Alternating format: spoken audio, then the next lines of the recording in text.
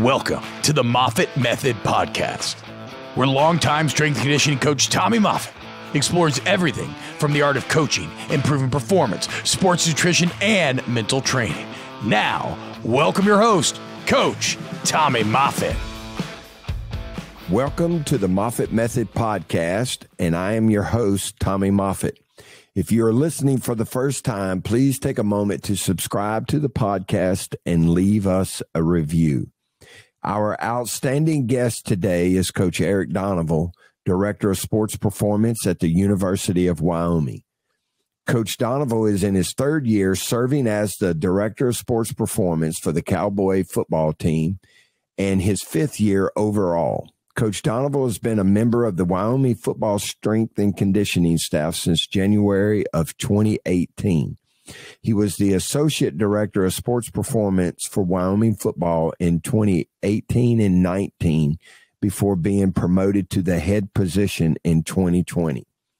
Coach Donoval came to Wyoming from Louisiana State University, where he was an assistant strength and conditioning coach for the LSU football program from 2013 to 2017.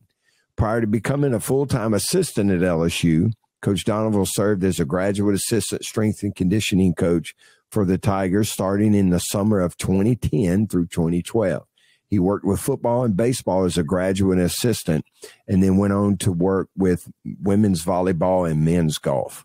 Coach Donoval was a student strength and conditioning coach at Wisconsin La Crosse from January 2008 to April 2010 while completing his undergraduate degree. He played running back and was a return specialist for the Wisconsin La Crosse football team, earning first-team conference honors as a return specialist and honorable mention all-conference honors as a running back his senior year in 2008. Coach Donoval was named his team's MVP, and the primary reason why I hired him at LSU, while he was there, he lettered in football all 4 years and ran track and competed in the 100, 200, the 4x1 relay, 4x200 meter relay until giving it up to focus on football.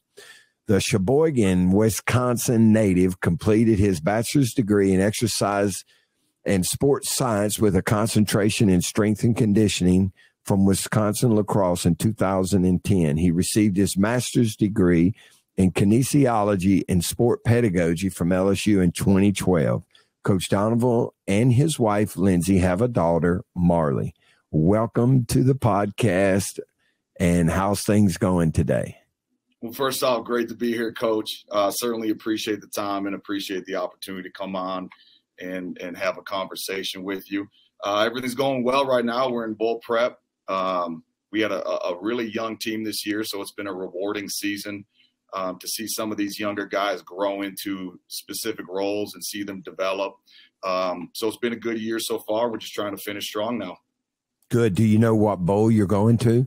We don't yet.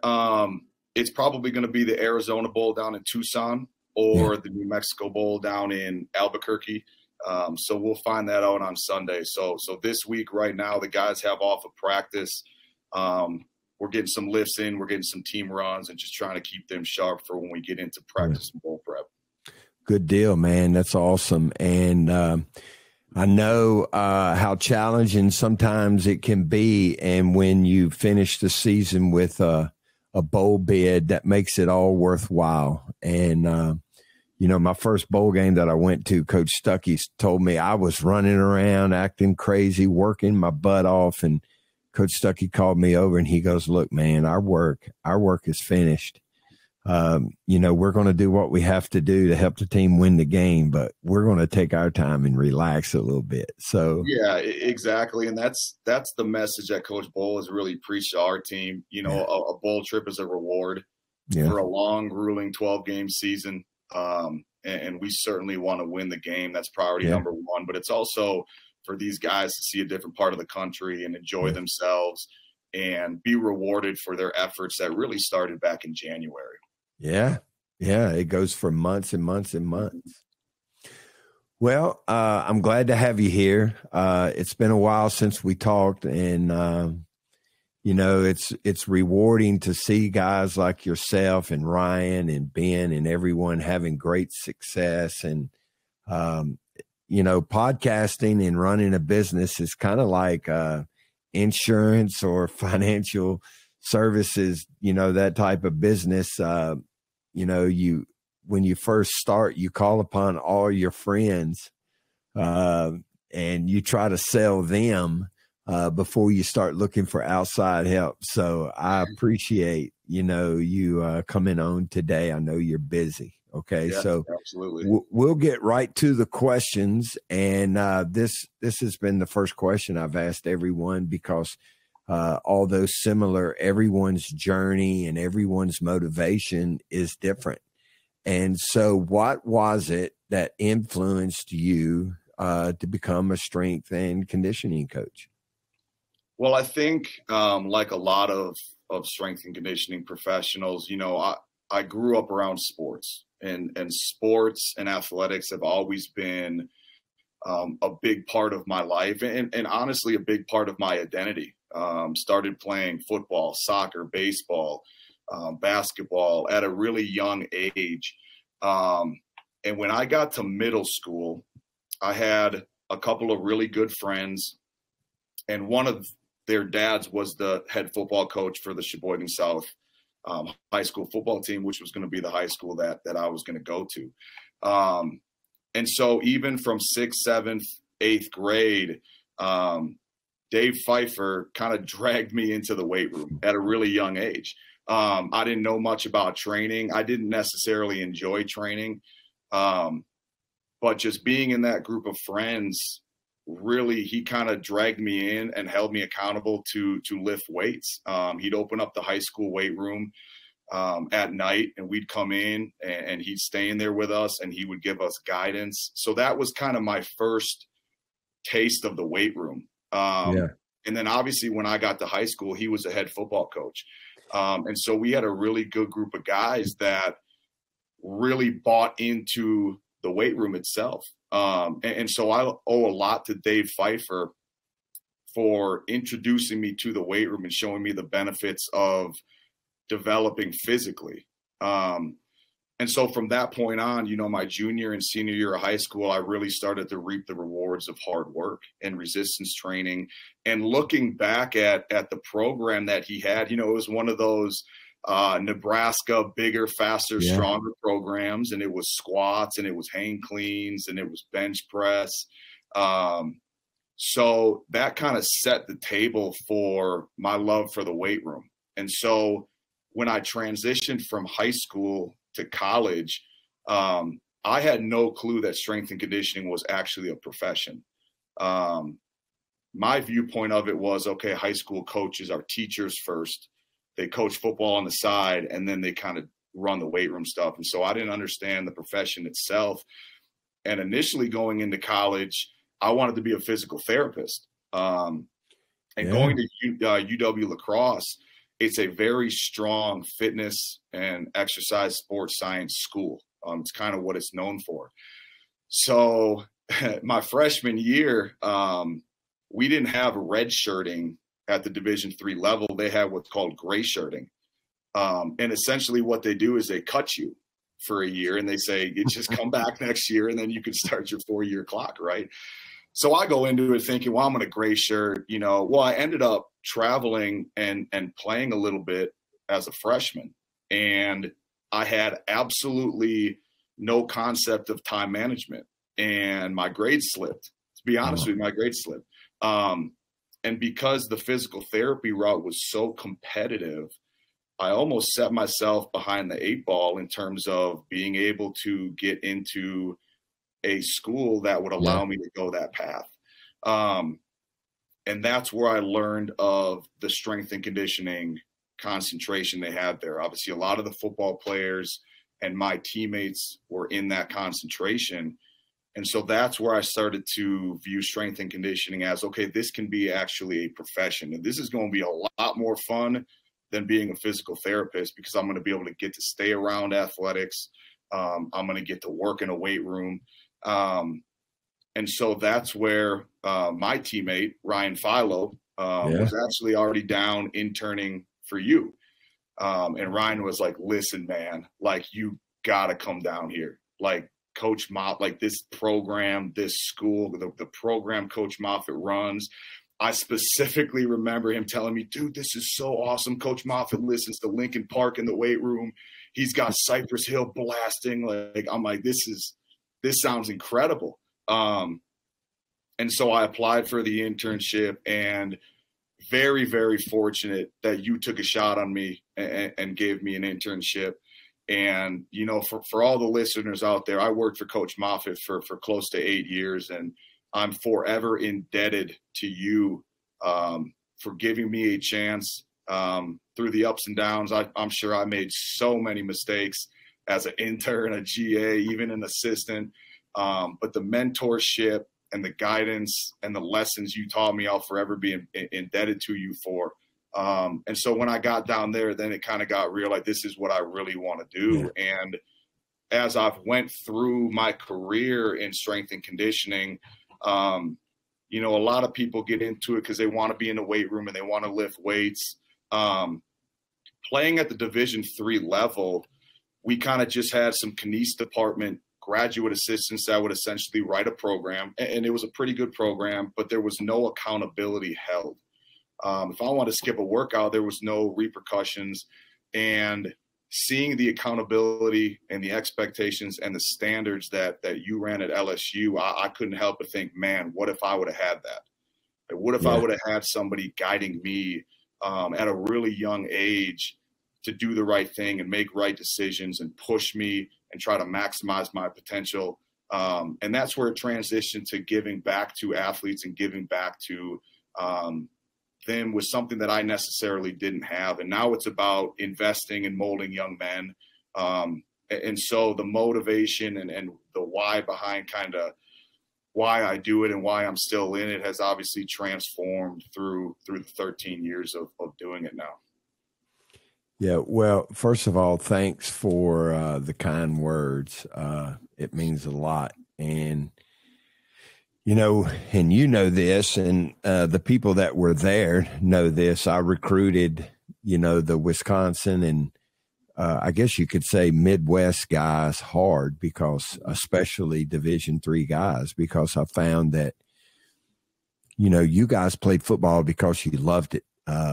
It wasn't necessarily a means to an end. You had to pay to play, and, you know, you weren't given a lot and you gave a lot. And so I thought that you guys made great coaches because of your work ethic and, again, your love.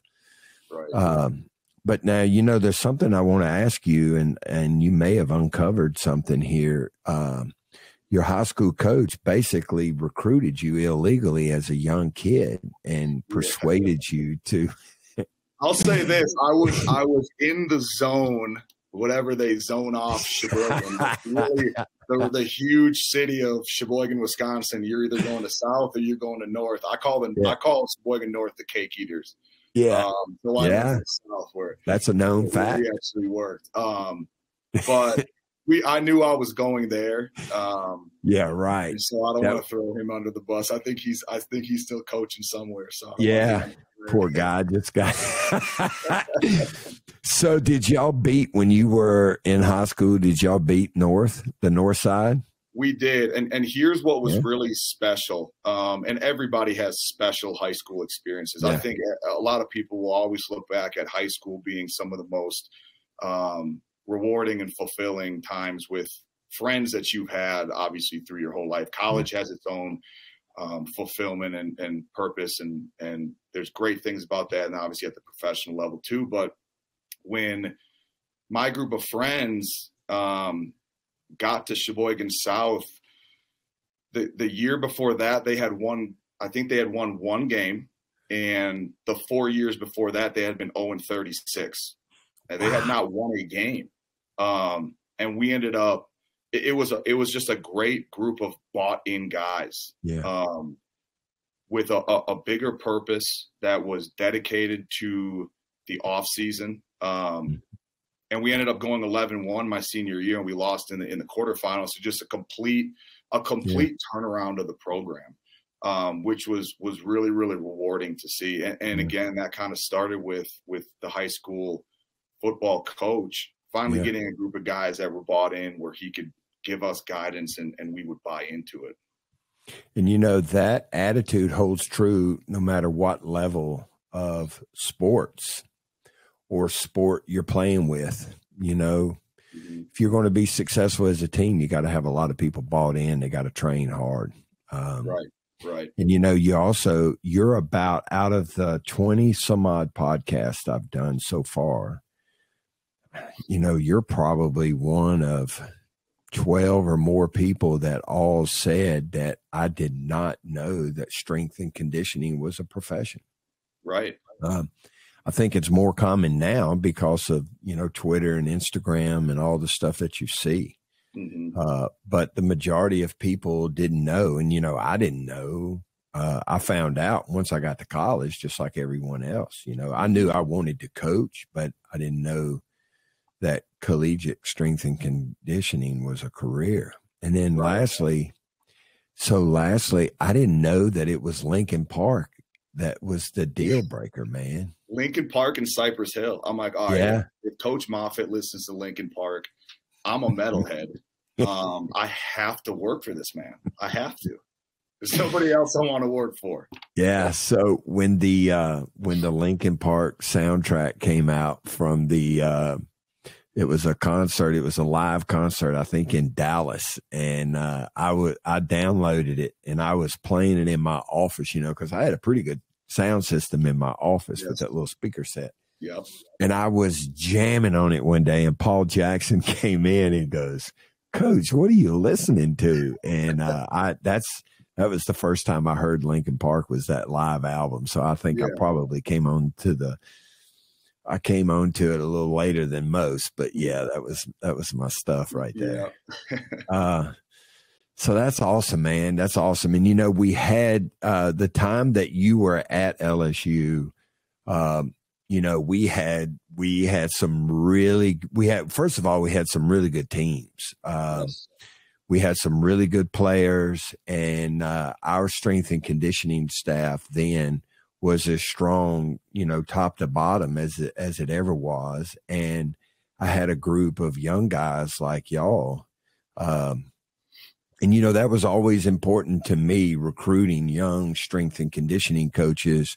One, because of the energy that you brought. And then two, you were a lot younger than I was, and you were exposed to a lot of different stuff. You know, with me, it was always the Russian training journals. And so the more young guys I brought into the program, the more exposure that I had to, you know, just a different, a perspective. And I'm still believing this, you know, all of you guys, although similar, well, for all of us were similar in many ways, but we had all had different experiences, and we all coached a little differently. And if everyone that I hired while I was there was just like me, then we wouldn't have gotten anything accomplished. So I appreciate, again, the kind words and everything that you did for me. And, you know, I've told you this the day you left. I said, thank you, because you did more for me than I ever did for you.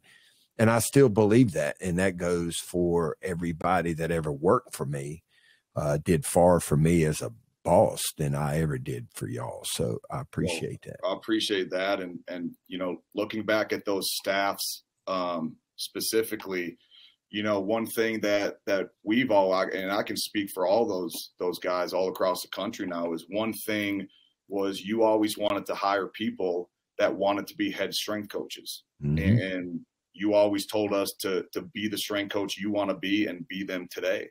Yeah. And that drove, I think we also had such a competitive staff. There was a healthy competition between people to be the best and to gain responsibility and to do our best and grow and gain value in the program, that everything just kind of flowed and everyone got better.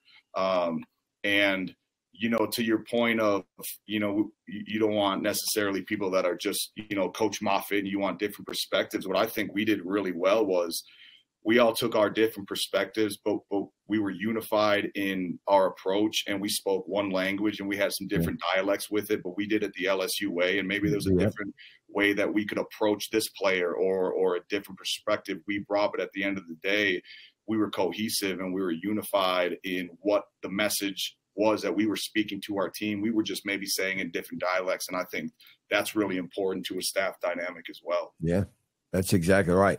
Everyone's saying the same thing, but you know, and this still holds true no matter what business you're involved in, you could have someone saying something over and over and over again, but it doesn't register. And then you have someone else that comes along on your staff or your team and says the exact same thing, but in a different way.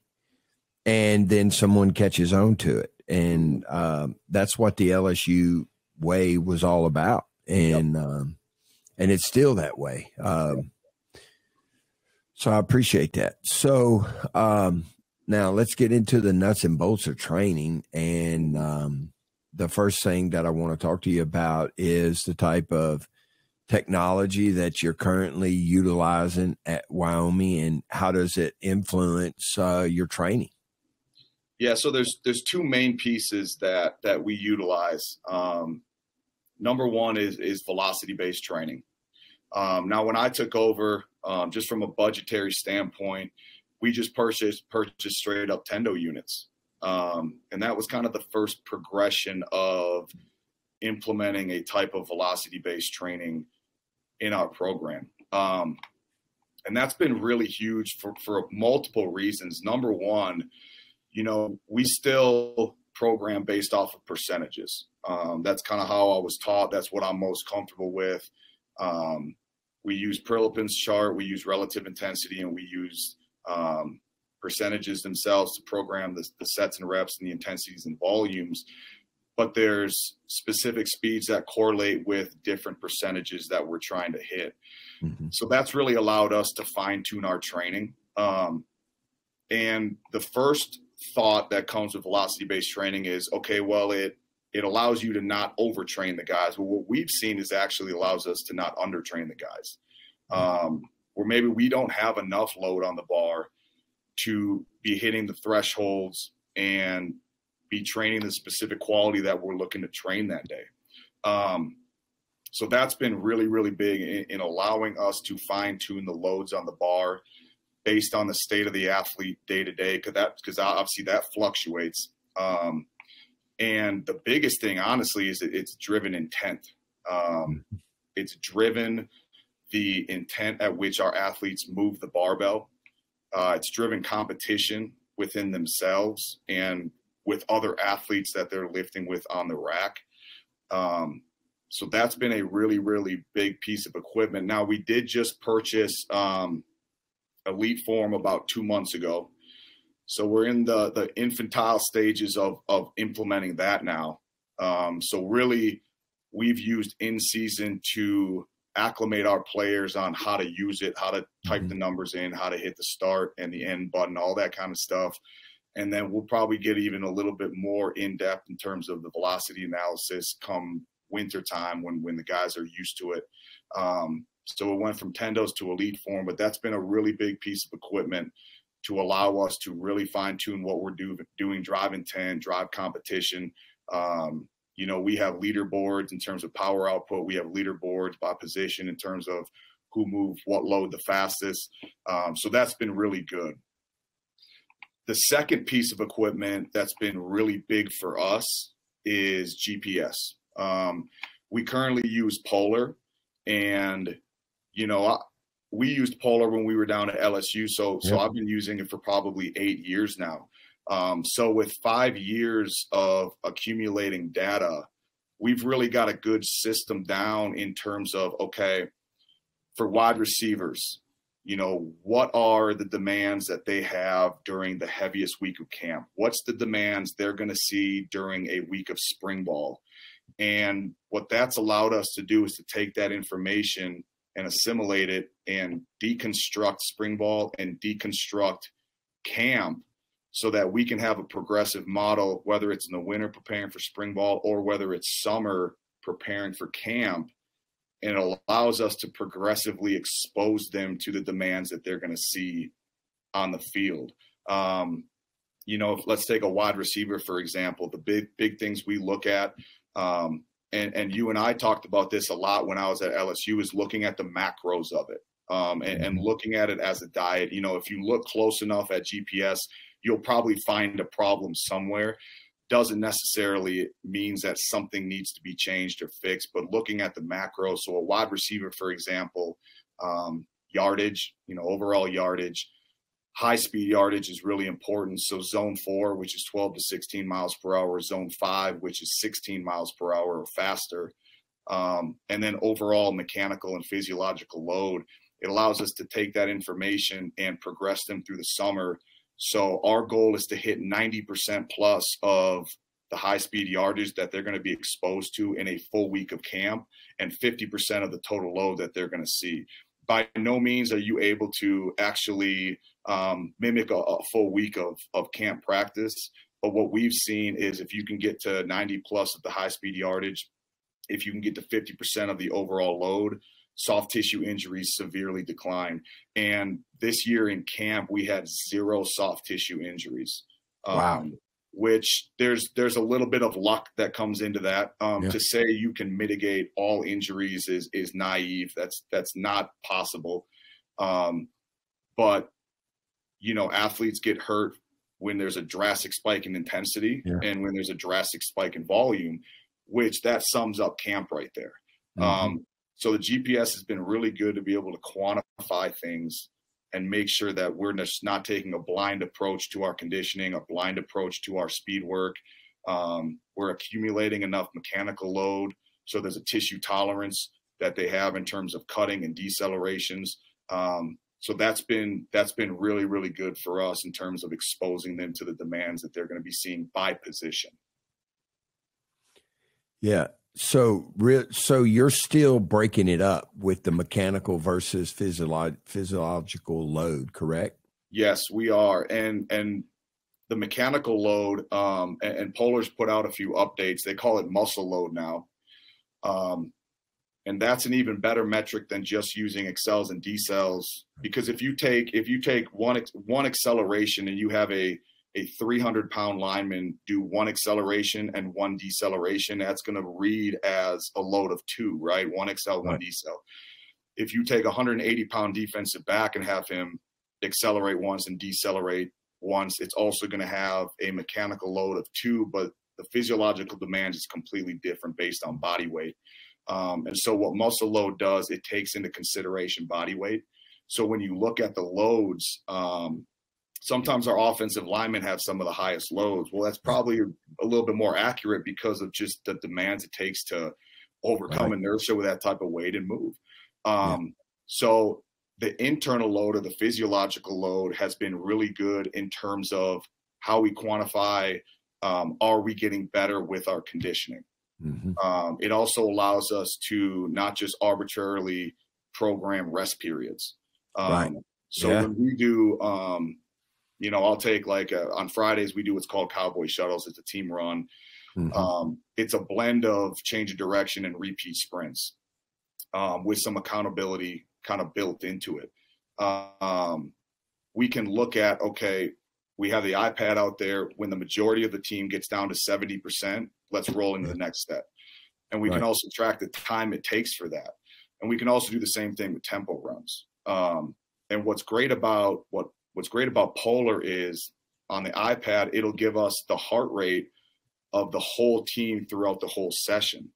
So what we do is we slide it and we look at where's the minimal heart rate for the set, what's the peak heart rate, and then the time it takes to recover in between. And what we want to see is very distinct peaks and valleys, which shows a better recovery time between sets and reps. And there's some great visual examples that I have of, you look at the first tempo run from the winter when the guys are relatively detrained, and there's not very big peaks and valleys. And then you go into that last week of tempo runs and it's the same volume and it's these massive spikes and drops, which allows us to quantify, these guys are recovering better. You can also look at the percentage of time spent in different heart rates zones.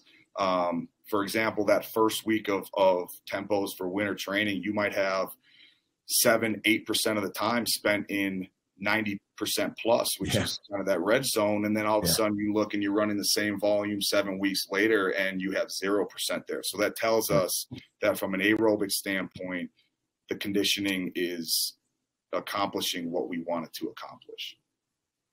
Yeah. And, that's what I always liked about the Polar product. It's, there's a couple of things. And the reason that we bought it, it was financially feasible at the time for us to purchase it for every team in the university versus us having Catapult and then everyone else having nothing.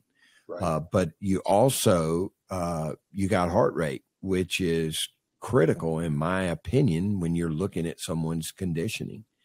Now, a long time ago, because I first started working with Polar in the late 80s and early 90s with John Curtis, and they had a recovery index. So on your last rep, or you could do it anytime during the workout, you would mark the highest heart rate of the rep, and then you would go and mark the lowest heart rate within the recovery aspect of the workout. And then you would hit a button called recovery index, and it would give you a number there. And so whenever I talk to the guys at Polar, I always ask them, why did they get rid of that? So I'm sure it had something to do with the algorithm that they were using, or, it's just one of those things. You can't have everything, I guess. But I always really liked having Polar for that very reason. And when you're out there running tempos, if you have someone that has an unusually high heart rate and they're in zone, everybody else is recovered and they're sitting there, in the green or in the blue, and you look and there's this guy that's got this, he's sitting at 85 to 90% of his maximum heart rate, that there's something going on. Right.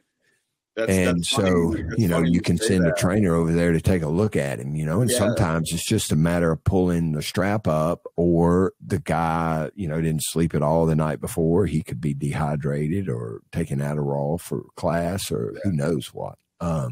That's funny you say that about the recovery index, because that's really, we kind of take a primitive approach in that aspect, and we take the peak, the bottom. What's the difference in percentage? What's the seconds it takes? And then we just divide the seconds divided by the change in heart rate percentage to give us a recovery score, whether it's a 5.6, a 7.8. So just a primitive way of what you were doing, back in the 90s. Yeah. So is your rep David DeFabio? Yes. Yep. Go ahead. Yeah, David DeFabio. Yeah, so ask him about it. So I always give him a hard time about that. But they're great people, man. And, there's more expensive systems, out there. But, when you take into consideration all that you get with Polar, you get a lot of information. Now, let me ask you this. So, the high-speed yardage for your guys, is that something that you look at during the week of practice? At the end of a Tuesday practice, do you look to see the guys, especially the fast guys, the receivers and defensive backs, do you look to see if they're hitting those velocities in practice? And if not, you have them do extra? Or because I know a lot of the people that I talk to are doing that. And so I'd like your take on that. I think that's a really good approach. Just the way we structure practice, it's not necessarily feasible to say, okay, this guy didn't hit 90% of his max speed, we're going to have to sprint these guys, just the way our program works. But I do see the value in that, just understanding the residuals of speed where it's 5 plus or minus 3 days. And so you're looking at least once a week, you need to be hitting probably 95% of your max velocity to at least keep your nervous system in tune. But yeah, we look at a multitude of things in season. And we look at it from a ton of different ways. We look at it from a global team standpoint. What are our loads? What's our average top speed? Very simple metrics. Those are the metrics that I kind of give the head coach. And then we look at an acute to chronic on an individual basis for every player that wears them. So especially for those wide receivers and defensive backs, high speed yardage is huge. And the reason why we kind of set those parameters 12 to 16 for zone 4, 16 plus for zone 5 is if you look at kind of the operating speed of wide receivers and DBs, you're probably going to hover around 15 to 16 miles per hour. That's kind of where they live, whether it's in a route tree or whether it's a defensive back covering those receivers. But we take all that information, and from a daily standpoint, where are they on an acute to chronic scale compared to what they normally do on average? And we flag that for the coaches. So anything 80% or lower, we flag yellow. That means that he probably didn't hit enough high-speed yardage. Anything between 80% and 130% of their average, that's kind of the sweet spot. That's what we consider in range. Right. That'll be flagged green. And then anything over 130% is flagged red. And when you flag someone red, it doesn't necessarily mean there's going to be a problem, but it's definitely something to keep an eye on moving forward for practice. So we do look pretty extensively on an individual basis on what are these guys doing compared to what they normally do on average in general, and then what is their average 24-period practice? What is their average 18-period practice? Because it's obviously you compare a 24 to an 18, the high-speed yardage is going to be higher. So I think the big thing is comparing apples to apples, and then assimilating the information and articulating the information in a way that makes sense for the sport coaches. Right. Yeah. Huge right there. Now with now that you have Elite Form, you're going to love that, man. You're going to get so much information. Are y'all recording everything?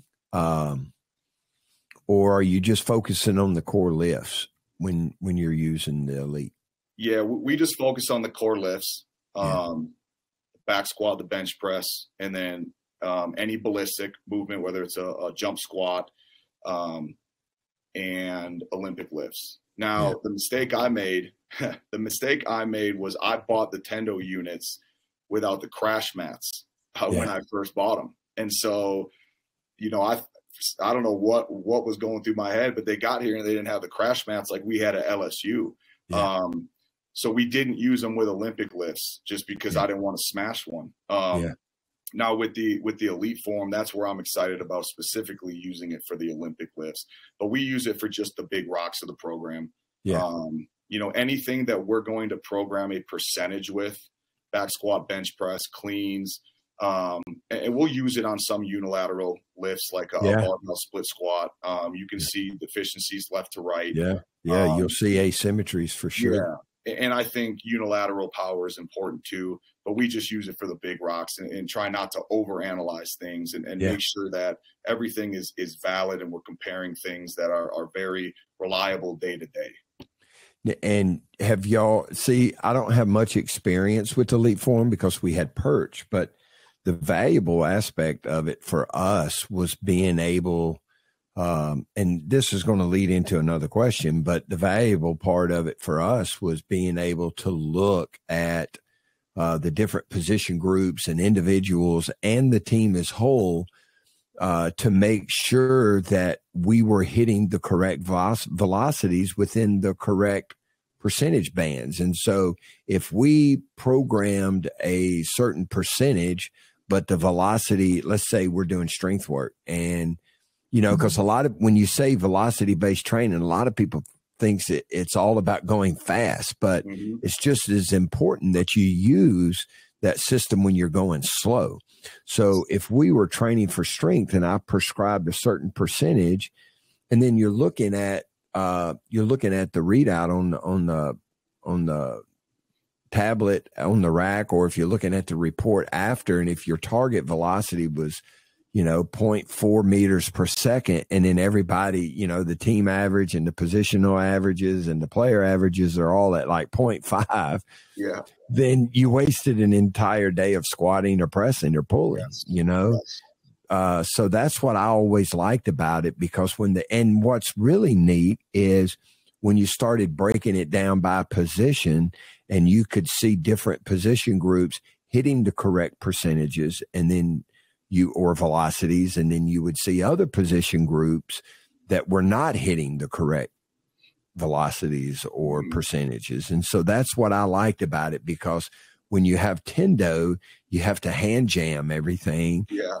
And, that was miserable for anybody that had to do all of that. But now all you have to do is download the CSV file, or I don't know what their software is like, but for us, we would, download it and put it in Excel and make your pivot tables, and then you could be able to analyze it. So that leads me into my next question. And do you do all the data input and making the reports yourself, or is the workload distributed among the rest of the strength and conditioning staff members? So for elite form, and obviously we're kind of in the early phases of implementing that is distributed among the staff. And the staff will look at, I divide it up just like we did at LSU. So each strength coach is designated a position group or position groups. And we're fortunate to have 5 full-time football only, strength coaches. So it works really well like that. In terms of the GPS information, me and the associate director, Carl Miller, we kind of head that up. And I'm kind of old school when it comes to that. I do everything on Excel. I can organize it how I want to organize it. I can make the graphs look how I want to look. But Carl's in charge of looking at everything from an individual basis and even an offensive to defensive basis. Because I'll also give information to the coordinators in terms of here's the skill and mid-skill of the offense. Here's, the density, the yardage compared to what we've done in the past. Same thing with defense. And then obviously the individual acute to chronic ratio. Carl's in charge of doing all that. And I take care of everything that's team orientated from a global standpoint. So we kind of divide that workload up. We come in the mornings early. We download everything the night before, right after practice. I come in early. I get the spreadsheet done. I do all the team stuff. He implements all the individual stuff. And then we have all of our information that we can distribute to Coach Bull and then all the assistant coaches as well. So when you're sitting down with the coach, what's that conversation sound like? It's been whether it's the head coach or the assistant. Yeah. So I bring all the team reports to Coach Bull. And that's a conversation he and I have on a daily basis. So I bring him the reports every morning. And then I'll come in on Sundays and do everything. And I'll give him the team reports and the weekly reports in general. But it's taken a little bit of time to gain the trust of him. And it took a certain approach to get him bought into the information. And what I try to do is I try to really objectify it and make it well known for him and the assistant coaches. I'm not telling you what to do. I'm just telling you what you're doing. Right. And here's the objective information. And I try to not attach emotion or opinion immediately right off the bat. And what's that has done is he's become more interested in the information, and then he's requesting more information. And then that opens up the door for conversation where I can kind of give a little bit more input on what I'm seeing physically. Because you got to make sure you give them information that, number one, is not threatening. It's not telling them they're doing things wrong. Because there's also a tactical and a technical component to practice that needs to be accomplished. And you can lose games because you're completely worn out and you just don't have enough gas in the tank. And you can also lose football games because you don't know what you're doing. Right. So you have to understand that they have a role in the practice that needs to be accomplished as well. But there's been a lot of trust that has been developed over the years, because his past experience with GPS was more of a, hey, this guy's load is high, he can't practice today. Yeah. And just the way a head coach is not going to want to hear that. And then they're going to turn off from it. And, so that's just not going to work. You know, like, hey, Coach Bull, this guy can't practice. Why? Well, his load is 527. What does that mean? Yeah. That doesn't mean anything to me. And there's also certain times where there's going to be strategic, hard practices, and that needs to be done too. So the conversation has evolved over the years, and we have a very good working relationship, and he understands that I'm just here to give him information so him and his staff can make the best decisions possible in terms of the physical preparation. And that's one piece of the pie, and there's a whole another piece with tactical and technical. But we have a good relationship now. And to be honest with you, this isn't necessarily a good thing, but what has gained a little bit of trust is, our first few years here, we had flagged a couple guys, and I'll go in a staff meeting and I'll have a report, and I'll say, hey, this receiver, he's run spring ball, for example, he's run 27,000 yards in 3 practices. So that's 5 days. And so he's played, 3.5 games in a 5-day period. And I've flagged him red. And then the following Tuesday, the guy pulls a calf muscle. Yeah. And so then they're like, oh, okay. And that's not the case all the time. It doesn't necessarily always work like that. But whether it's blind luck or whether it's the ability to take the information and make some at least educated predictions on guys, there's been a couple times where we've gave very clear warning, hey, this guy, like, we just got to watch him. He's been in the red for 3 days straight here. And then something really has happened. And luckily nothing catastrophic, but you never want people to get injured, but that certainly does, their ears perk up a little bit more when that happens. So now I want to segue into this next deal because, it has to go with some of the stuff we're talking about. And so what type of balance do you strike between sports science and improving objective performance metrics while also developing team accountability, cohesion, and mental and physical resilience with the players? Because there's times where, you may be approaching that red, but that they need this type of work for the future. And how do you handle that? Yeah, that's I think that's where the art of coaching really comes in. And this is I feel like this is a big topic within the strength and conditioning community. What is toughness?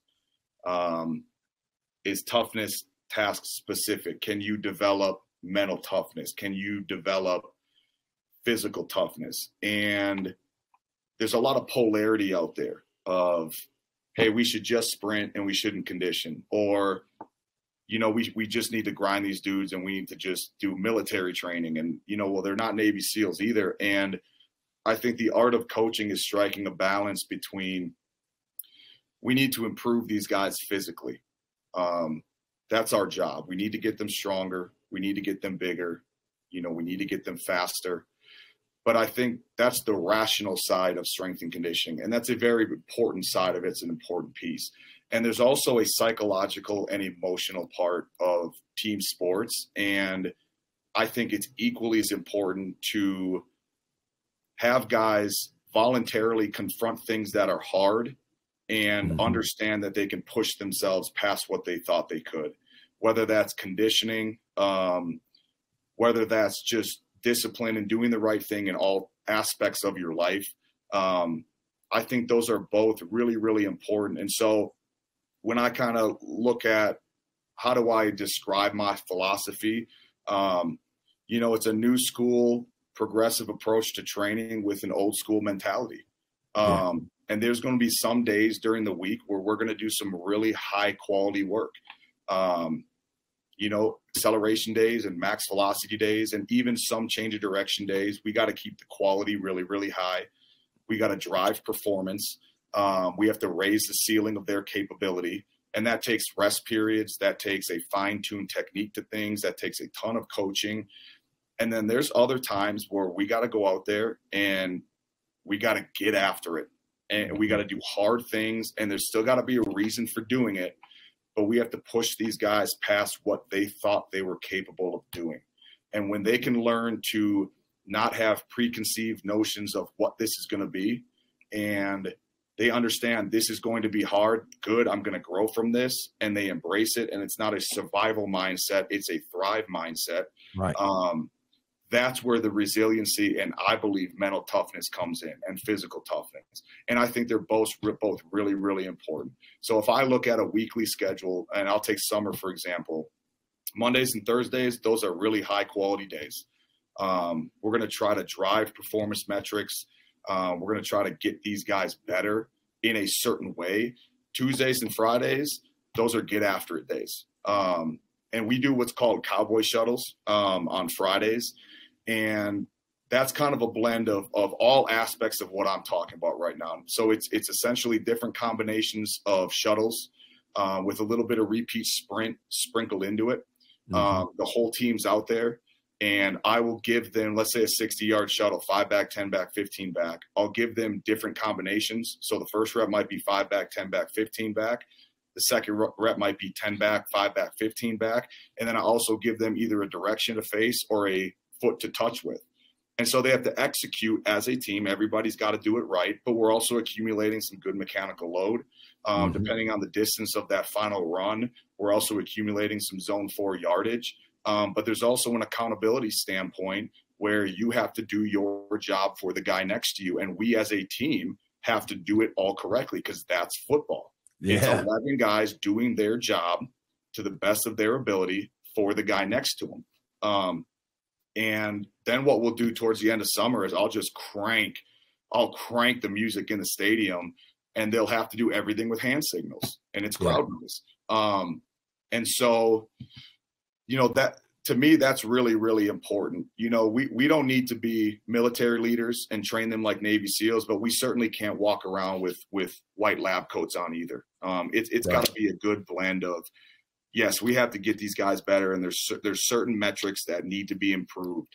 But we also need to put these guys through smartly programmed things that are difficult for them physically, difficult for them mentally, and put them in positions where they need to give their best effort, execute well for the guy next to them, or there is a consequence. That's a flag. And we tell our O-linemen all the time, like, you get a holding call, like, who does that affect? It affects everybody. It affects drive killer. It's drive killer.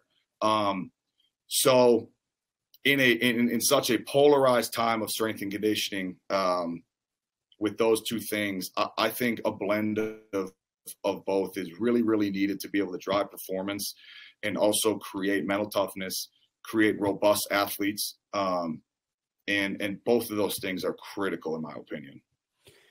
Yeah.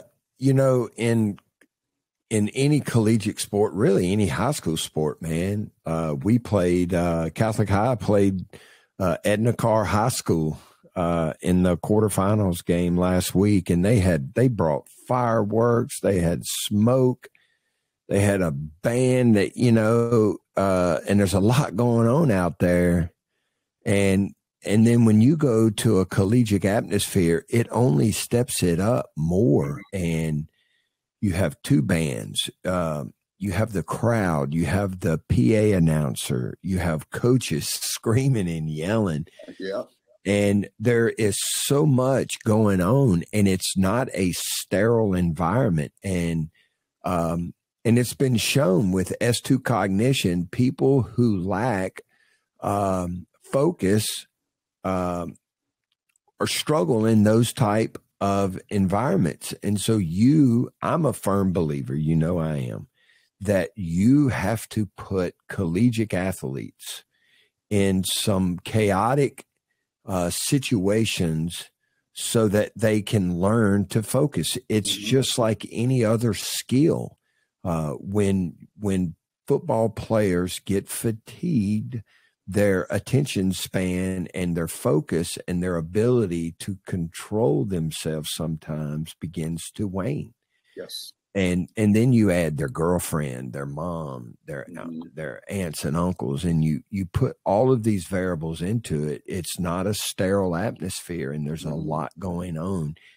And the game is riding on if you can focus and concentrate and do what you're supposed to do. In fact, so in the car again, and I'm using an example of a high school program because the Moffitt method is primarily for high school programs, and hopefully there's high school coaches that are listening to this. And in Monday's practice last week, they had crowd noise, and that's the first time that Brady, who is a senior, had ever experienced that kind of crowd noise. And he came home Monday after practice, and he goes, "Dad, we put all this new stuff in, and then Coach turned up the speakers at practice, and I was terrible."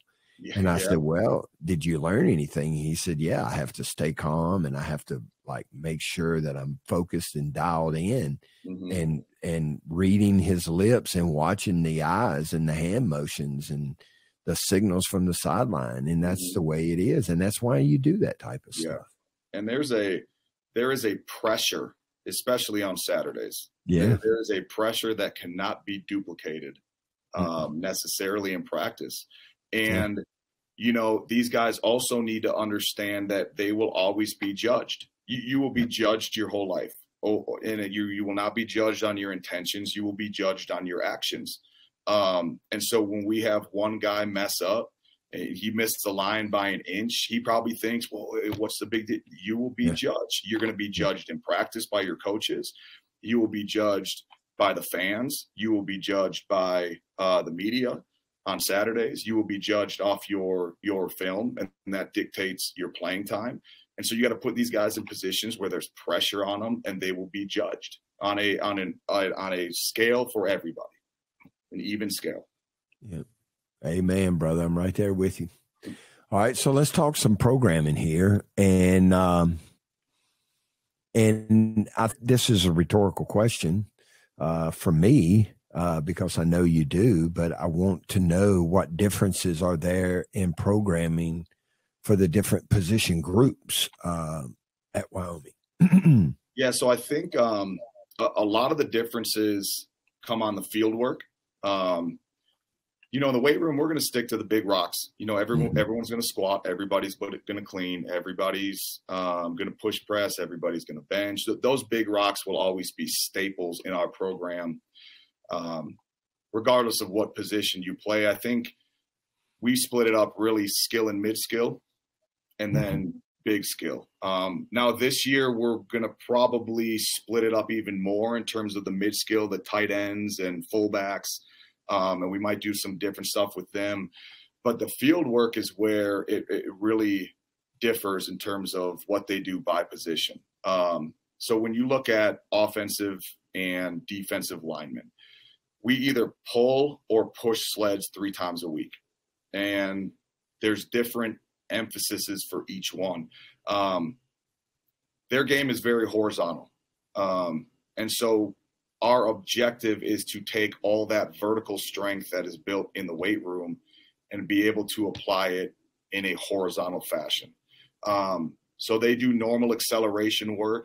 They do power conditioning, which is what I consider kind of speed strength on the sled. So that'll be fast for conditioning. And then on Thursdays, they'll do what's called position-specific sleds. And that's heavy sled pushes.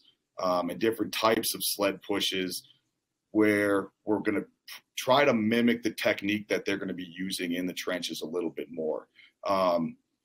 So that's a big difference in terms of the field work. Those guys will be pushing heavy sleds on Thursdays, where the skill and the mid-skill we've been working on top speed work. So it's 2 completely different programs there. Tempo runs, for example, big skill only runs 50 yards. We try to limit the distance that they run, where everyone else will be doing 100-yard tempo runs. And then from a plyometric standpoint, it's very, very different. we try to intensify the plyometrics for the skill and the mid-skill throughout January through winter, and then obviously through summer, where we get to speed bounding and single leg bounding and hurdle hops and those kind of things. That's just not necessarily conducive to a 300-pound lineman. So a lot of their plyometrics are horizontal in nature. They're bilateral, so we're a little bit more cautious in terms of the intensity that we implement plyometrics with them. And then from a weight room standpoint, like I said, the big rocks are pretty similar. The percentages that we use at times during the year might be a little bit different. As we get into summer and specifically late summer, we're emphasizing explosive strength and reactivity a little bit more with our skill and mid-skill positions, where we're still trying to drive rate of force development with big skill, but there is still a lot more absolute strength or accelerated strength. And that's just more conducive to what they need to do in the trenches. So for where skill and mid-skill might be doing hang cleans at 70%, worth of velocity emphasis, the big boys might be hitting block cleans at 85% from that static position. What's unique about big skill, it's the only position on the field that doesn't really start with a stretch shortening cycle. They're in a static position, so their starting strength has to be really, really good. Their concentric rate of force development has to be really, really good. So we put those guys in kneeling positions a lot. Where skill and mid-skill do an acceleration day and a max velocity day, the trenches pretty much do 2 acceleration days. One, just straight up acceleration, 3-point stance. Let's toe heavy, medium, and light. The other one's going to be a little bit more specific to the demands that they're going to see on the field. So they're going to be in kneeling positions. They're going to be in lateral positions. They're going to use med balls because we need to really drive absolute strength with them. And we need to drive concentric rate of force development and their ability to engage that defensive lineman and use all that strength in less than probably half a second. So those are some of the broad differences. There's some small, minute differences in terms of the auxiliary lifts. But those are the big rocks of kind of the differences in the program. Now, what we want to get towards this winter is, those true hybrid positions, like the tight end position specifically. In our offense, we rely on them to pretty much 50-50 block and run routes. So we still got to touch on max velocity for them because they're a very athletic group of guys. It's a really good room. But we'll probably start implementing a little bit more of that sled work to emphasize their blocking responsibilities as well. So they'll be kind of a hybrid between a skill and a big skill position. Yeah. So, there's 2 types of tight ends. There's, a guy that's going to line up on the line of scrimmage with his hand in the dirt. And then there's that, the new tight end that's going to be stretched out in a 2-point stance. And they're 2 different type of positions a lot of times. And then the guy that plays with his hand in the dirt doesn't adapt well to a 2-point stance. And then the 6'5", fast guy that, plays standing up all the time doesn't adjust well to putting his hands in the dirt. So that is a unique group of guys that you have to train. Yes. And I think it's always, a balance also between getting too specific and still developing general qualities that will help specific skills that they're going to do. And so, we try to strike the balance between being specific enough that it'll transfer to what they have to do on the field, but not getting so specific where it's going to get sloppy and we're playing football. That's the last thing we want to do. So we just got to make sure we strike that balance. Yeah. And because those general qualities that you developed are enhanced on the practice field when they are with their position coach. Yes. And that's the best, that's the best guy that you have on your staff to teach them what they're supposed to do. Exactly. I have no clue what it is. You guys do that. But I think it's important to develop a toolbox that they have the tools to hone in their specific skills that they're going to need to do on the field. And that might just take a little bit different stimulus based on position and what they need to do on the field. All right. Now let's talk about in the weight room briefly. So with your skill position players, do you do more unilateral work with them versus bilateral work with the big guys? Or is it similar? It depends. It depends on the time of the year. We do a lot of unilateral work with all positions. What we do in terms of the unilateral exercise selection will be a little bit different. And when I look at unilateral exercises, I look at, okay, what plane of motion are they in? Is it assisted or unassisted? So you look at a split squat, and that's an assisted unilateral exercise. You look at a skater squat, that's a true unilateral unassisted exercise. And then are we going for velocity, or are we going for strength development? And so we do a multitude of different types of unilaterals where the skill and the mid skill might be doing dumbbell skater squats just because their relative strength is a little bit better. And we've had great success with that. We had some of our skill guys, holding 80-pound dumbbells, obviously no counterweight, and hitting sets of 5 on skater squats. With the big skill, you might not be able to do that. You might need to hold 10s and use a counterweight just because of their relative strength. But I think it's important for all positions. You just got to progress it and program it appropriately for what their relative strength level is. But unilateral exercises are huge for us. You look at bilateral deficit, and then you look at how the weight is distributed in somebody's body, right? So, and I think it was Bob Alejo who said, in general, you have about 68% of your weight distributed in your upper body, and then you have about 18% on each leg. And so we've had guys back lunging, 405 for sets of 2 and 3. I think there's a ton of transfer in that as opposed to a 405-pound back squat. Back squat's huge and really, really important, especially early in the training cycle. We really emphasize those main movements, but we're going to vertically integrate essentially unilateral exercise. Early in the winter, it might not be as many, but as we go through the winter and as we get closer to camp, there'll be a slightly more emphasis delegated to the unilateral exercises, and the intensity will go up and the weight that we're using is going to go up. But they're critical in any strength and conditioning program, in my opinion. Dude, you're spitting knowledge bombs here. I learned from the best. You're killing this thing. No, there's so much that so many questions that I have, but I'm limited by time, but you're crushing it.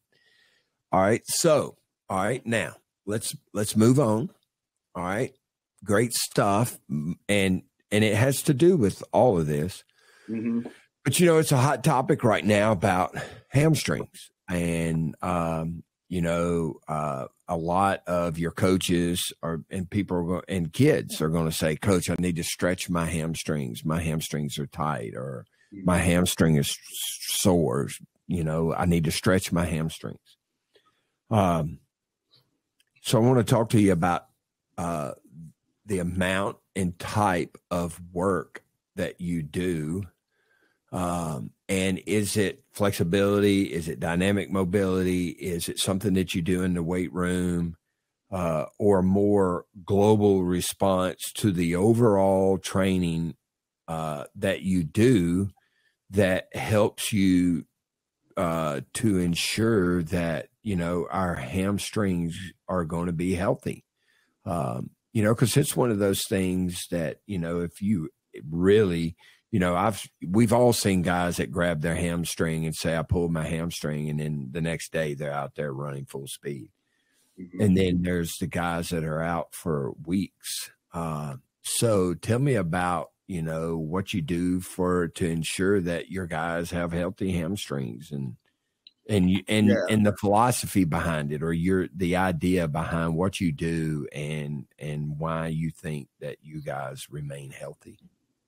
Yeah, we've taken a global approach, and that's one of the biggest, I would say that's probably one of the biggest injuries we try to prevent. Soft tissue, rolled ankles, contact injuries sometimes are unavoidable. Soft tissue injuries are something that I feel that a strength and conditioning department can at least, mitigate the risk of it. You don't necessarily completely negate it, but you can certainly put them in a great position to stay healthy. And when we've had a lot of luck here, like I said, we had no soft tissue this camp. I think we had one hamstring last camp. So you're talking one hamstring over 2 camps. And there's probably luck in that, but from a hamstring standpoint, the hamstring is such a unique muscle. It's a smart muscle. It's probably one of the most unique muscles in the body, especially for athletics. It's biarticular, so it's going to cross the knee, it's going to cross the hip, it's going to flex the knee, it's going to extend the hip. And it works eccentrically, it works isometrically. It doesn't work necessarily concentrically as much as people probably think. And I think Franz Bosch kind of described the function of the hamstring sprinting is the hamstring contracts isometrically, where the passive tissue is what actually gives and lengthens. And so number one is to sprint. And not just throw guys out there to sprint. There's certain bandwidths that we want to get our guys to in terms of how they sprint. Are all our guys going to look like Usain Bolt? Absolutely not. But there are some biomechanical truths that a lot of people smarter than me figured out a long time ago in terms of the physics of running. And so we spend a lot of time teaching them how to run upright, whether it's, a constraint drill like a wicket, whether it's floating sprints and teaching them how to run relaxed in an upright fashion. Because at the end of the day, you don't pull your hamstring jogging, right? So it's going to happen when you're sprinting fast. So teaching them and getting them within specific bandwidths of upright running technique is really, really important. So that one time that receiver does open up, they don't do it necessarily all the time, and players don't necessarily hit max velocity in every game, every practice. We all know the importance of driving the submaximal speeds and speed reserve, but we want to make sure that they're prepared when they do have to do it, something doesn't happen. So getting them within those certain bandwidths, and then prioritizing speed work and sprint work, because at the end of the day, sprinting is the fastest velocity thing a human can do. And the hamstring has to contract at velocities that nothing in the weight room can mimic. So that's really, really important. Second, we take a very comprehensive approach in the weight room in terms of how we're going to develop our hamstrings. Number one, to be able to hinge very, very well. I think that's really, really important to athletic performance. Heavy loaded RDLs are great for hamstring health. We use bilateral, we use unilateral.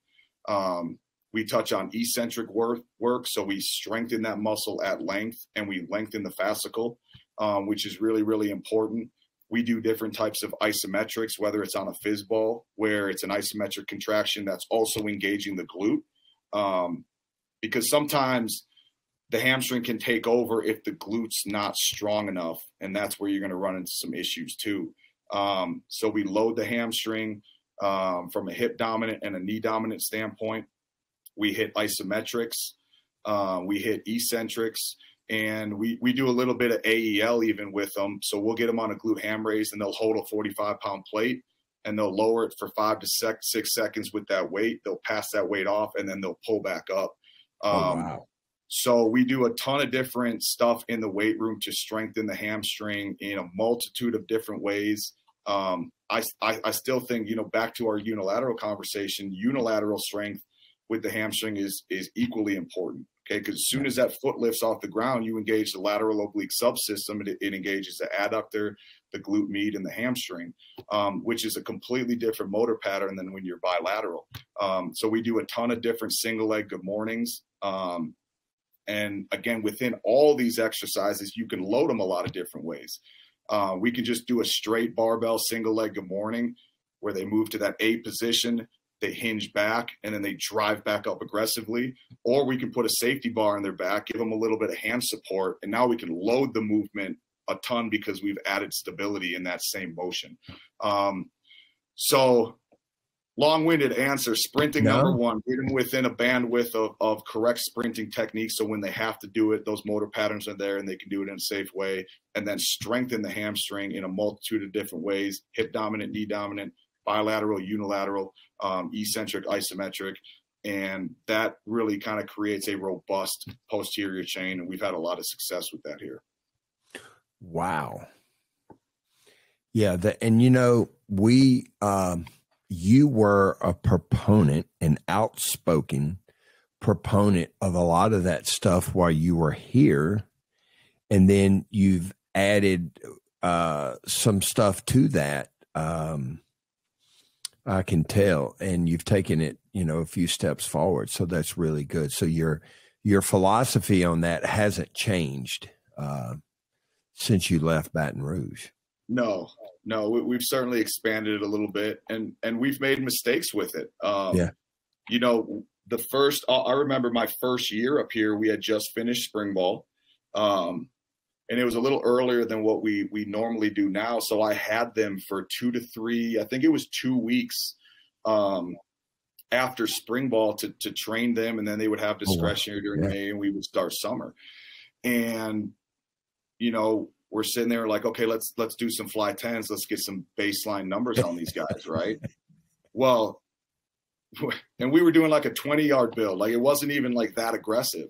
Yeah. And we had one guy go, boom, hamstring. Yeah. Another guy go, boom, hamstring. And I'm watching them run, right? And they're long in the backside, and they're hunched over because they've played football for 15 practices. And so they're behind their pads. Yeah. Hamstring. I said, cut it out. Yeah. We're done. We got to go back to ground zero with this. And so it's actually been, you know, a year by year process of implementing the speed programs and to get it to where we want it to be, because right, wrong, or indifferent, they just didn't do it before we got here. And there was certain mechanical things that we needed to get in place before we could even let them hit a 40. So I've made mistakes with it too. Yeah. And so, you know, that's why I'm laughing. It's not funny, first of all, because some poor soul injured his hamstring. So it's not funny, but I laugh because we've all seen that before, where your intentions are good, but it's, you know, it's not all about exercise. It's about timing and performing certain skills first, you know, before going on to the next skill. And I can remember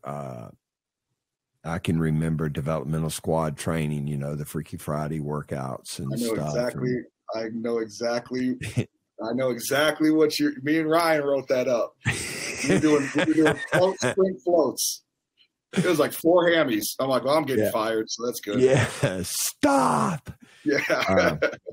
That's why I laughed. And, you know, but that's, first of all, you know, one of the things, and we'll go back to our introduction, you know, one of the things with hiring young coaches is, and I learned this when Paul was there. Well, so we had a group of coaches that left before Paul became a full-time assistant, and they took jobs at different schools, and they called me up, and they were like, Coach, you never talked to us about budgeting, or you never talked to us about bidding, and you never talked to us about programming and dealing with the ADs or dealing with somebody. And so when I was diagnosed with cancer, one of my doctors told me, he said that, you know, you're going to have to delegate some of your responsibilities, and at some point all of your responsibilities, because of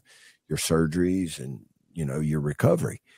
And so that's when I changed everything. And Paul, had it not been for Paul Jackson, I wouldn't have, and the team wouldn't have survived that transition, because I was out for so long. And then I learned that you have to put us young assistant coaches in position to learn on their own. It's just like you're raising a child. You can tell a young coach that this, do this, and this. And then they're always in the back of their head, they're thinking, yeah, but if we did it like this, it would be better. Mm-hmm. And so you have to put coaches, and young coaches especially, in position to succeed or fail, for them to learn things. And so that's why I was laughing, but it's no laughing matter, but seriously. And that's what was always great about how you structured the staff.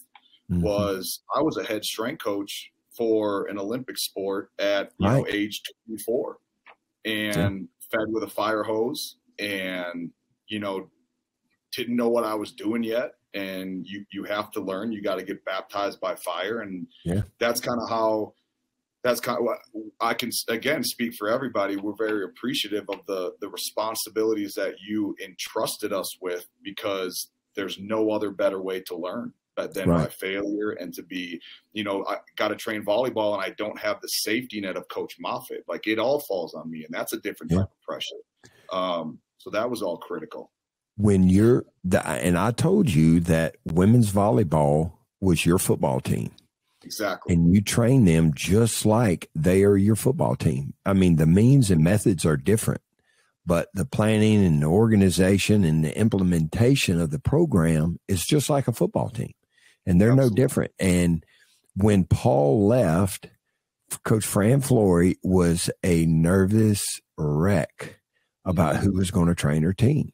And I told her, I said, you got to give this guy a chance. In fact, so one of my podcasts is with John Herschel, a high school strength coach in Saraland, Alabama. And he was the first coach that I begged Fran to allow him to train her team. Mm-hmm. And, it always worked out, and then when you left, I had to beg Fran to allow her to allow someone else to train her team.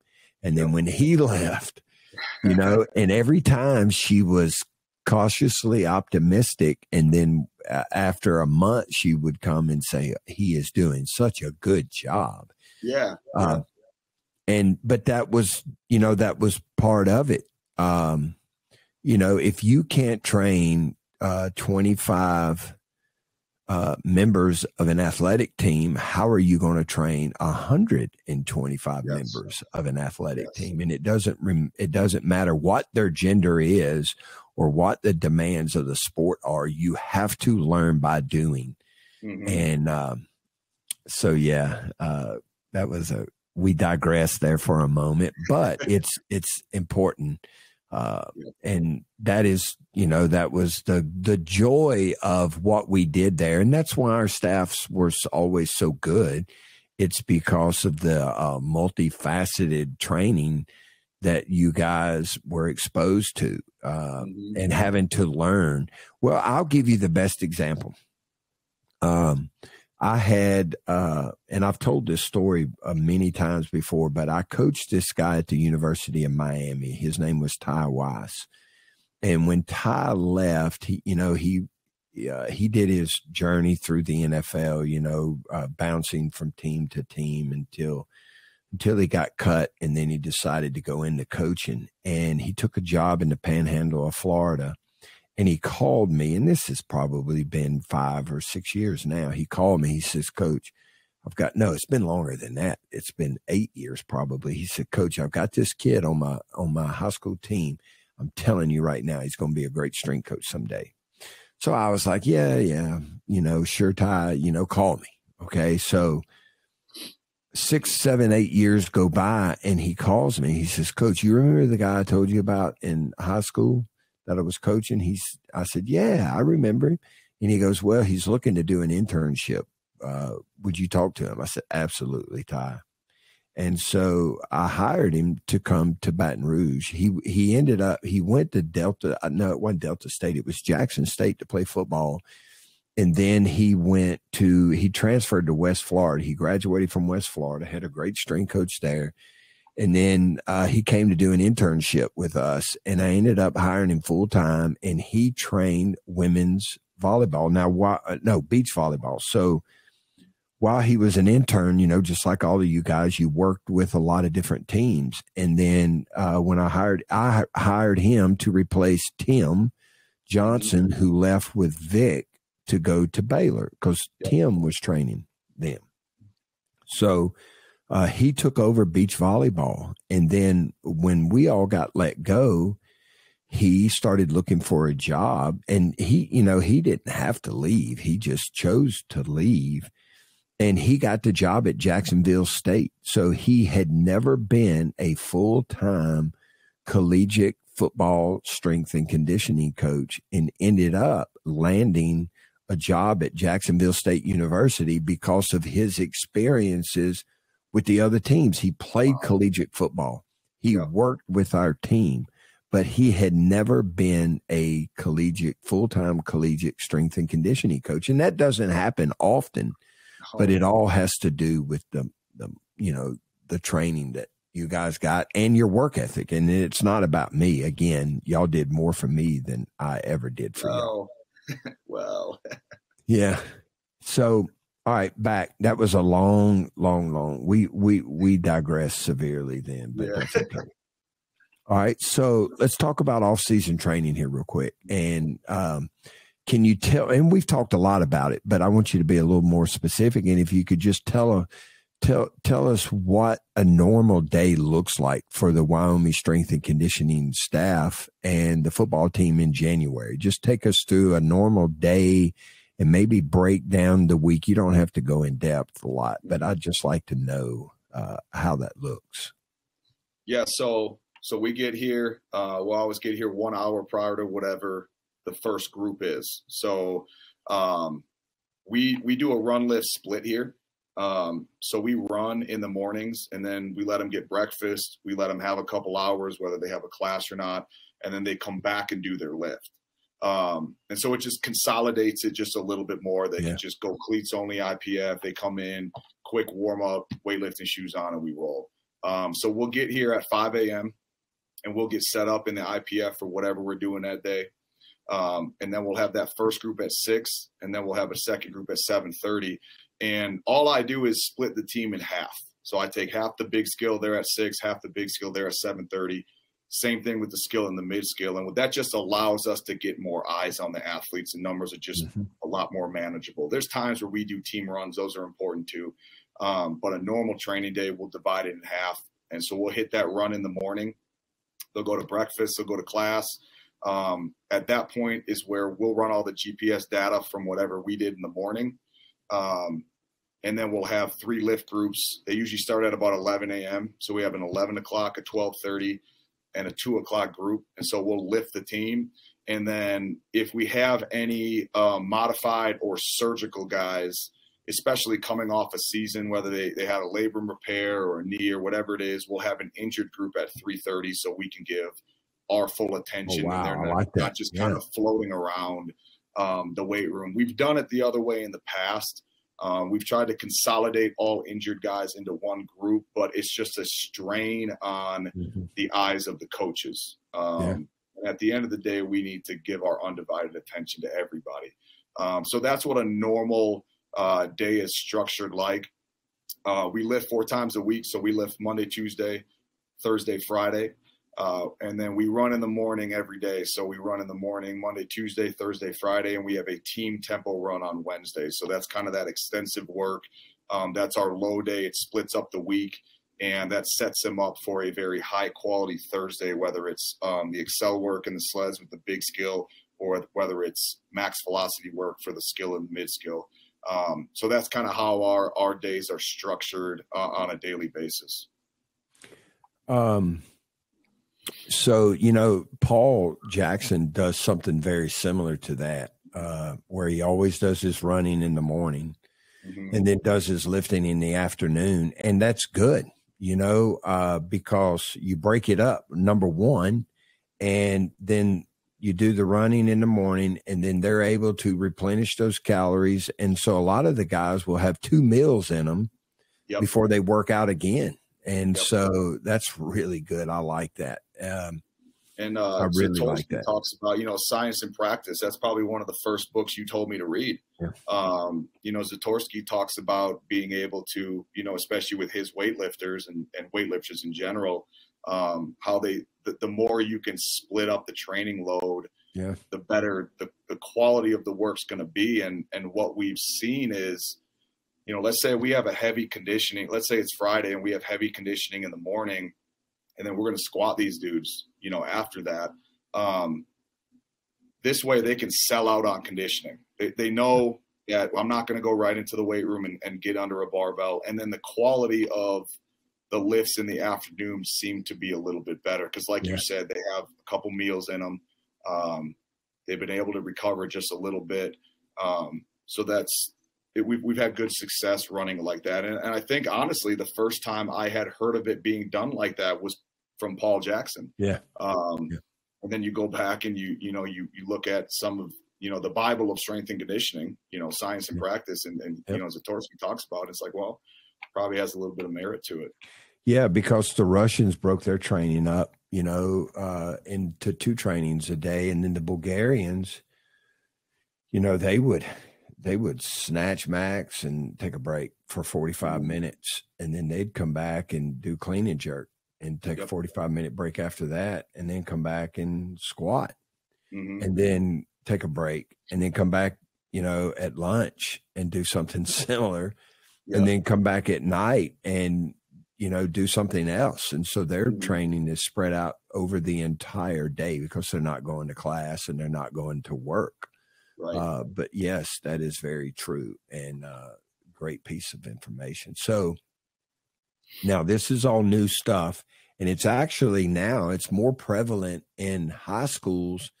I know here in the South, I know the state of Louisiana allows it, and the state of Alabama allows it, Louisiana and Alabama.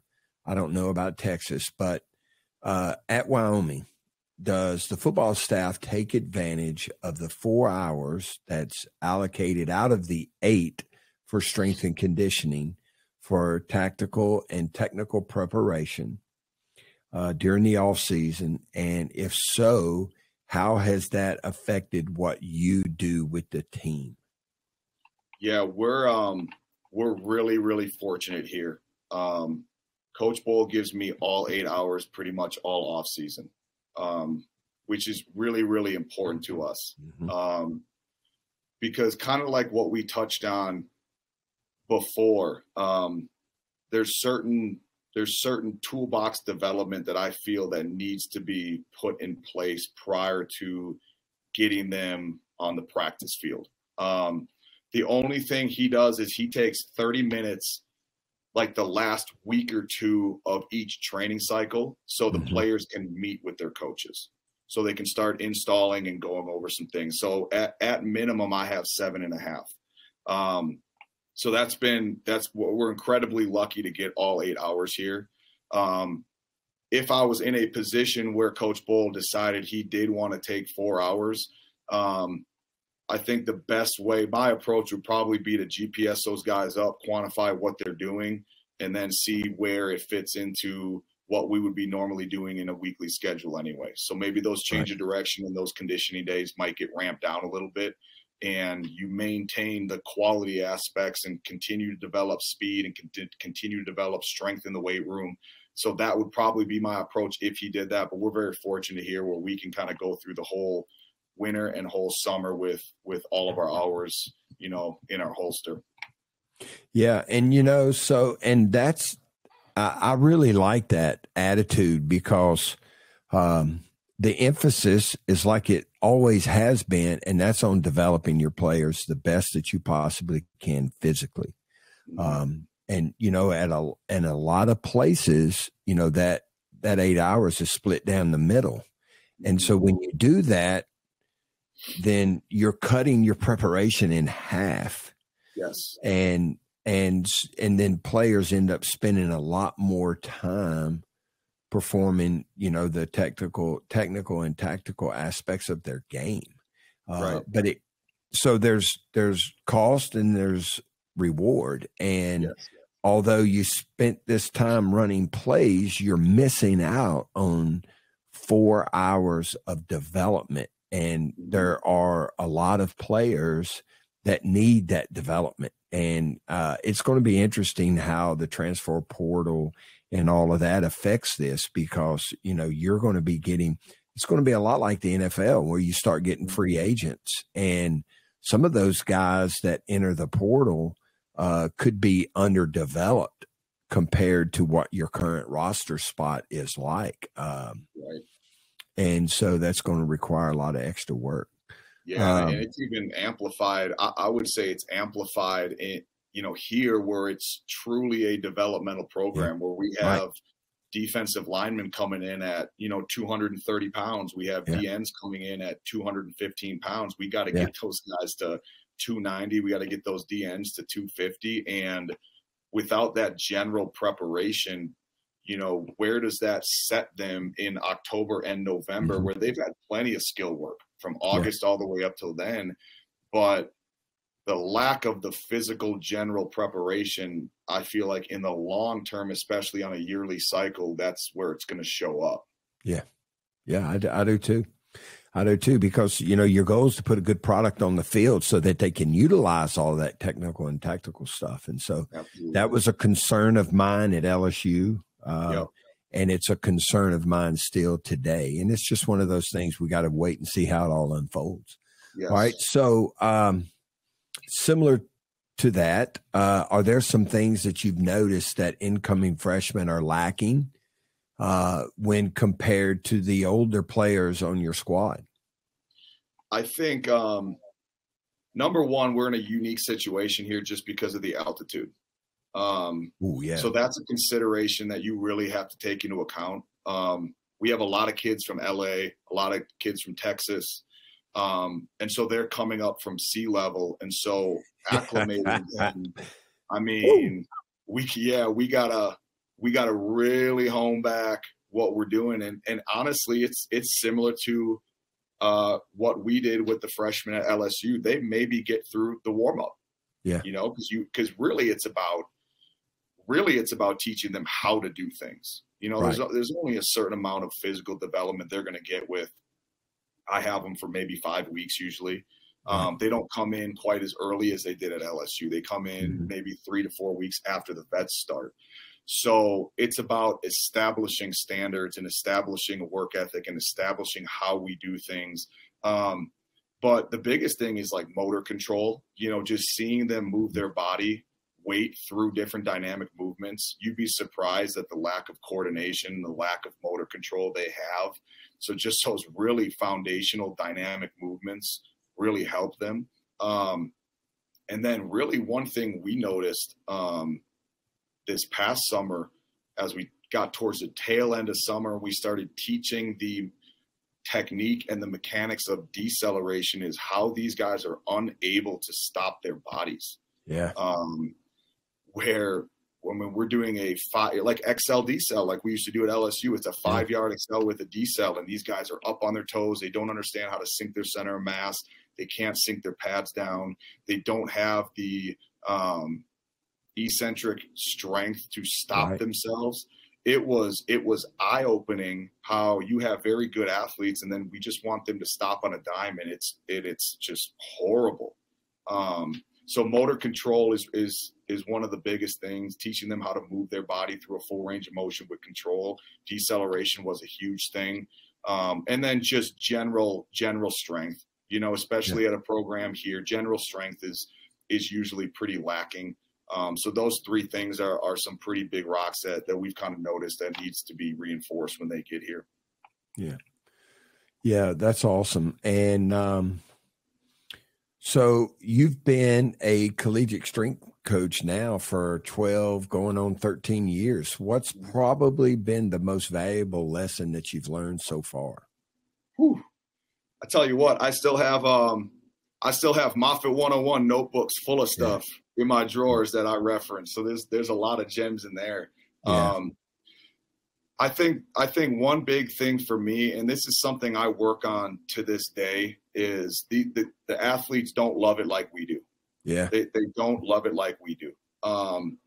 And for us, it's a profession. Like, we love Right. being in here. We love coaching. Right. For them, it's a requirement. Yeah. Like, they have to do that. And within that is to not take things personal that they don't like it as much as we do. And I had a hard time with that for a long time, where a guy just he ain't about it. Right. Yeah. He's not excited about being there. And then it turns into, well, how have I not reached this kid? Are we not calculating the right attitude? Are we not creating the environment? Well, he just doesn't like to train. He's here to play ball. And as long as he works hard and he does what's required and asked of us. But you always told us there's two types of athletes. There's the ones that get to, and there's the ones that have to. And we're here for the ones that have to. Right. That top 10% of the team, it's that 10-80-10 principle, right? It's you're going to have 10% of the team that is just soldiers, and they're bought in, and they're great kids, and they love it. You got the 80% that they're going to do a really good job. They're going to do everything that's required. And then you're going to have that 10% that they're just not going to get on board.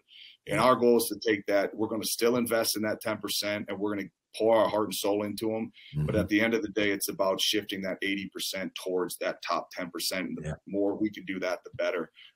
So to not take things, personal like that, and meet them where they are, and understand that everybody has their specific truths they believe and their perspective on things.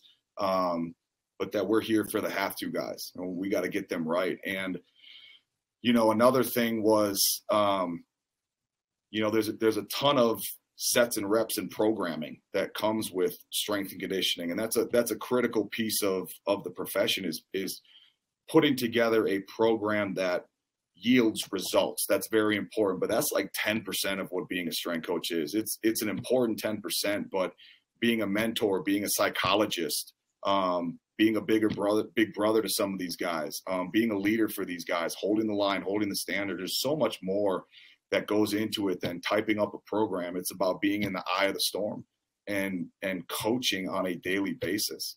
And so those are two things that I work on to this day. I still have issues with, I'll have one guy that's just not doing it right, and I'll paint the team with a broad brush, and can't do that. You just can't do that. So those are two very, very valuable lessons that you taught me in my time at LSU that have always stayed with me through my career. Yeah. And, that's the first thing that Coach JT Curtis told me when I was a high school, the first 2 weeks I was there. They nicknamed me Bubba, which is, I guess it had to do with my accent, but they nicknamed me Bubba, and he would say, Bubba, they just don't love it like you do. Yep. And that's the truth, but, our goal as coaches is to get them to do the very best that they can. Yep. And, as long as it meets your minimal standards, then you're good. And something's good going to come out of it, because it's better to train than not to train. And we know that something's good. Good's going to come from it. And, to never, even those type of have to guys, like I said, you've always taught us that we are here for the have to guys. Mm-hmm.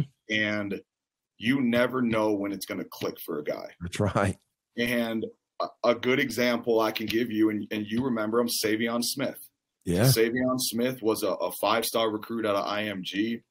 I mean, I love the kid, great kid, but kind of had his issues on and off the field. And, I'd talk to him till I was blue in the face.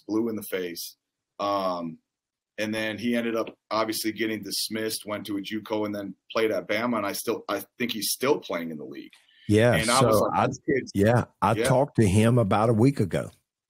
Yeah, there you go. And, Savion would always be like, what's up, E? What's going on, E? So when I took the job up here, one of the first text messages I got, and I hadn't talked to him in 2-3 years, was Savion Smith. Yeah. Saying, thank you for everything. First off, coach. So saying coach, I'm like, who are you? You don't call me coach. Saying, thank you so much for everything you've done. I appreciate it. And so some of those things that you might think are falling on deaf ears might click for them in the 11th hour. And you just can't ever give up on somebody. You never know when it's going to click for them.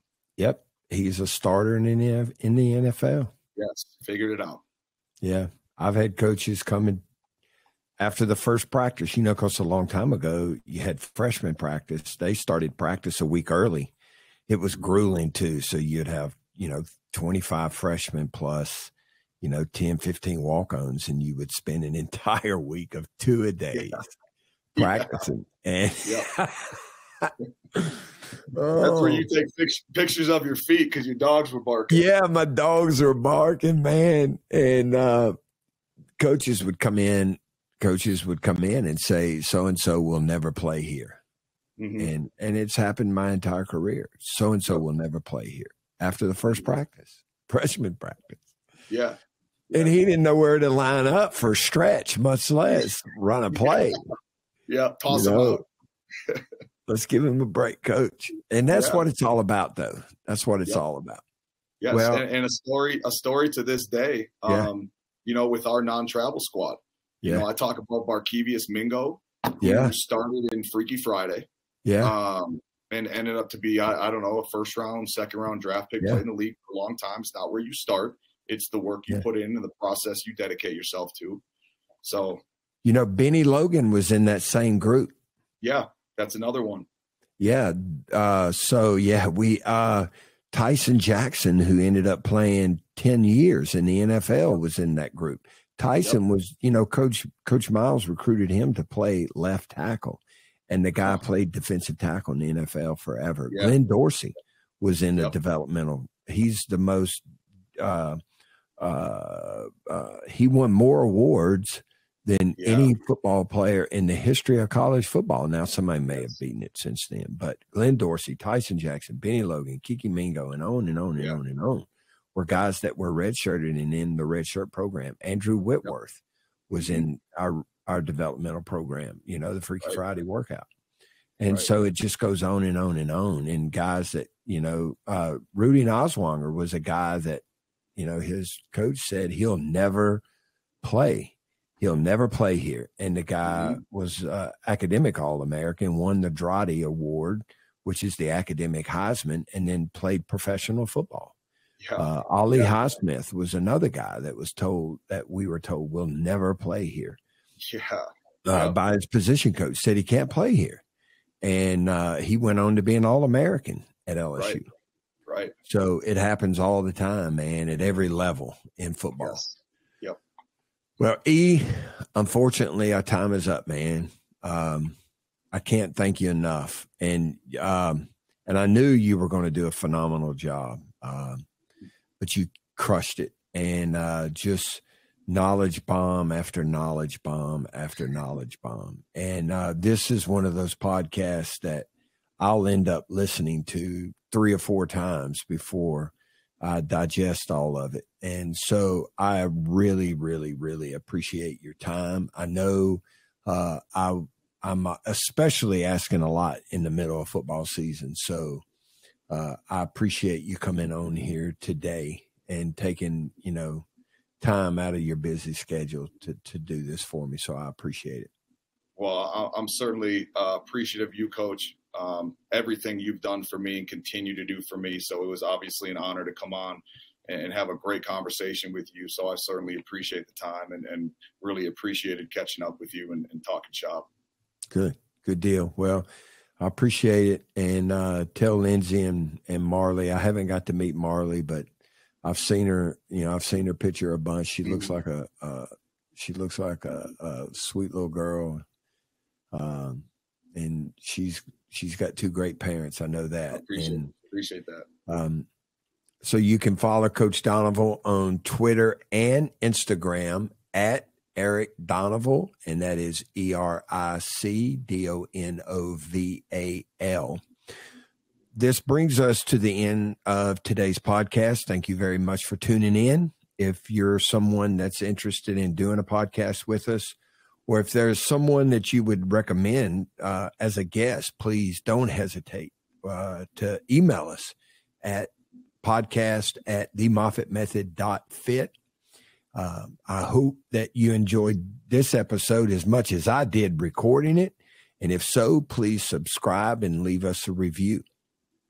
For more information about the Moffitt Method program and everything that we have to offer, please visit us on Instagram at The Moffitt Method, on Twitter at Moffitt Method, and please visit our website. We spent a great deal of time putting it all together. Visit us at themoffittmethod.fit, themoffittmethod.fit. Thanks for tuning in, and we'll see you again next week.